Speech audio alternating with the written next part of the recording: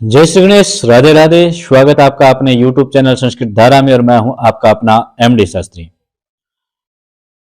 कल हमने बात की थी वास्तुशास्त्र के कुछ टॉपिक पर, 3 या 4 टॉपिकों पर हमने बात की थी। आज फिर हम आगे बात करेंगे घर में हमें किन किन बातों का ध्यान रखना चाहिए। हमारे जीवन में घर जो होता है वो हमारे लिए पूज्य होता है, हमारे लिए वो सब कुछ होता है। जीवन में एक ही बार हमारा जो सपना है वो धरती के ऊपर हम अपनी इच्छा से उकेरते हैं। इसी को सपने को अगर हमें सुख और समृद्धि के साथ में रखना हो तो उसके लिए हमें वास्तु का ध्यान रखना बहुत जरूरी हो जाता है। वास्तु ध्यान में अगर नहीं हो तो किसी वास्तुकार ब्राह्मण के माध्यम से आप पूरी जानकारी लीजिए। किसी भी प्रकार से आपको अगर पर्सनल जानकारी लेनी हो तो आप इसी नंबर के व्हाट्सएप जो आपको स्क्रीन पे दिखाई दे रहा है उसे व्हाट्सएप पर आप पूरी जानकारी ले सकते हैं। नियम एवं शर्तें जो लागू है वो उसके अनुसार आपको बता दी जाएगी। अब बात कर लेते हैं अपने की वास्तुशास्त्र है जो घर बनाते समय हम बहुत सारी चीजों का ध्यान रखते हैं, परंतु कई बार हम वास्तु का ध्यान नहीं रखते हैं। कुछ लोग ये कहते हैं वास्तु कुछ नहीं होता, वास्तु को हम नहीं मानते। आप मानो या ना मानो, जो भूमि पर रहने वाला जीव है वो अगर भवन बना करके किसी निवास स्थान पर रहेगा तो वास्तु तो उसके साथ में ही रहेगा। वास्तु कोई वस्तु नहीं है जिसको आपने माना तो वो आपको लगेगा नहीं और जिसने नहीं माना उसको लगेगा, ऐसे कोई समस्या नहीं है। मानते हो या ना मानते हो, वास्तु तो वास्तु रहेगा। वास्तु का दोष तो भूमि के माध्यम से लगता है, तो भूमि अगर हमारे पास में है तो इसका मतलब हमें वास्तु का भी ध्यान रखना जरूरी है। भवन बनाते समय आप इतना खर्च लगाते हो तो कुछ आप जो वास्तुकार होते हैं उनसे सलाह मशवरा जरूर ले ले। चाहे आपसे कोई फीस लेकर के दे या बिना फीस के दें, जैसे भी दें। अगर आप लाखों करोड़ों रुपए अगर भवन पे लगा रहे हो तो कोई थोड़े बहुत अगर फीस के माध्यम से आपको वास्तु की पूरी जानकारी दे रहे हो तो आप उनसे वास्तु की पूरी जानकारी लेकर के फिर अपने घर और अपने सपनों का जो महल है उसको बनाएं। अब बात कर लेते हैं, आज हम बात करेंगे अपने घर की छोटी छोटी चीजों के ऊपर। हम बात कर रहे हैं कि इन चीजों के होने और न होने से हमारे किस प्रकार के नुकसान होता है। और हम अनेक डॉक्टरों के पास में जाते रहते हैं परंतु फिर भी हमें रोग नहीं मिलता है। रोग नहीं होते हुए भी हम बीमार रहते हैं, हमारी दवाइयां चलती है, हमारे घर में आर्थिक स्थिति कमजोर है, हमारे घर में झगड़े होते हैं, हमारे घर में पति पत्नी की नहीं मिलती है, बाप बेटे की नहीं मिलती है, या फिर हमारे परिवार में किसी का एक दूसरे के साथ में मत नहीं मिलता है, रिश्तेदार भाई बंधु के साथ में मत नहीं मिलता, रिश्ते नहीं होते हैं, शादी नहीं हो रही है, किसी के संतान नहीं हो रही है, किसी के दुर्घटनाएं हो रही है, किसी का अकाल मृत्यु हो रही है। ये जो सारी समस्याएं आती है ये वास्तु का भी इसमें बहुत बड़ा योगदान रहता है। वास्तु दोष के माध्यम से भी आपको बहुत सारी ऐसी जानकारियां मिलेगी जिसको आप ठीक कर करके अपने जीवन को सुखी बना सकते हैं।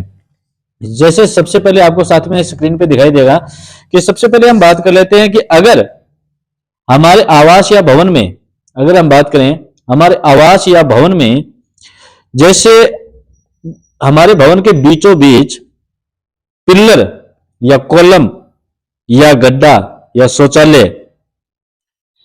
टॉयलेट या रसोई हो, कितनी चीज हो गई, या तो कोई पिल्लर दिया हुआ हो हमारे घर के बिल्कुल बीच में, या फिर गड्ढा हो हमारे घर में बीच में सेंटर के अंदर गड्ढा हो। सेंटर का मतलब है जैसे कोई पानी की टंकी बना दी या शौचालय बना दिया, ठीक है, या फिर कुछ और ऐसी कोई वस्तु रखने के लिए आपने बना दिया गड्ढा, या फिर आपने भोजनालय बना दिया हो वहां पर। अगर ऐसी स्थिति अगर आपके घर में है तो याद रखना ऐसे भवन में रहने वाले जितने भी व्यक्ति हैं उनके पेट से संबंधित अनेक प्रकार के रोग उनको लगे हुए मिलेंगे। अगर ऐसी स्थिति उनके घर में है कि घर के सेंटर में बीच में अगर गड्ढा है या पिल्लर है या फिर भोजनालय है या फिर शौचालय है, ऐसी कोई स्थिति है तो उनके घर में रहने वाले जो सदस्य हैं उनको पेट से संबंधित अनेक प्रकार के रोग मिलेंगे। अब आगे वाले पॉइंट पे बात कर लेते हैं।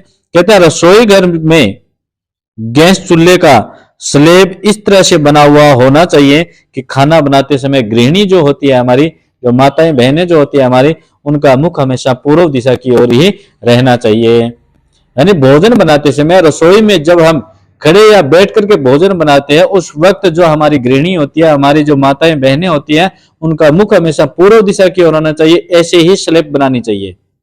अन्यथा अन्य दिशाओं में अगर होता है तो क्या होता है, उसके बारे में हम बात कर लेते हैं। कहते हैं कि अगर उत्तर या पश्चिम में गृहिणी का मुख भोजन बनाते समय होता है तो उनके पिंडलियों में, एडियो में या एडियो के पीछे का जो भाग होता है उसमें दर्द होना प्रारंभ हो जाता है। ऐसे रोग प्रारंभ हो जाते हैं। और दूसरी बात, अगर दक्षिण दिशा में अगर माताओं बहनों का भोजन बनाते समय मुख होता है, दिशा अगर वो दक्षिण दिशा होती है उस वक्त, तो याद रख लेना उनके सर में माइग्रेन की दिक्कत होगी, सर में हमेशा दर्द रहेगा और वो हमेशा चिड़चिड़ापन जो कहते हैं वो उनका बना रहता है। वो शांतिपूर्वक भोजन नहीं बना पाते हैं और उनका मन भी नहीं लगता है। इसीलिए कहा जाता है कि भजन और भोजन दोनों ही पर्दे के होते हैं। इसलिए भोजन बनाते समय इन बातों का जरूर ध्यान रखें। और जितने भी माताएं मैंने उनसे निवेदन है कि वो भोजन बनाते समय हमेशा परमपिता परमात्मा, राम राम, राधे राधे, श्याम श्याम ऐसे बोलते हुए भोजन बनाए। वो भी मन ही मन में, जोर से ना बोलें। मन ही मन में बोलोगे तो आपका मन पवित्र रहेगा और आपका जो अन्न है वो भी पवित्र होगा उनके नाम लेने से। और जैसे इसीलिए कहा जाता है कि जैसा खाओगे अन्न वैसा रहेगा मन। तो हमने बात कर ली रसोई की जो स्लेब होती है उसकी दिशा ऐसे हो कि बनाने वाले, भोजन बनाने वाले हमारी गृहिणी का मुख हमेशा पूर्व दिशा की ओर होना चाहिए, उत्तर, पश्चिम और दक्षिण की ओर नहीं होना चाहिए। अब आगे बात कर लेते हैं।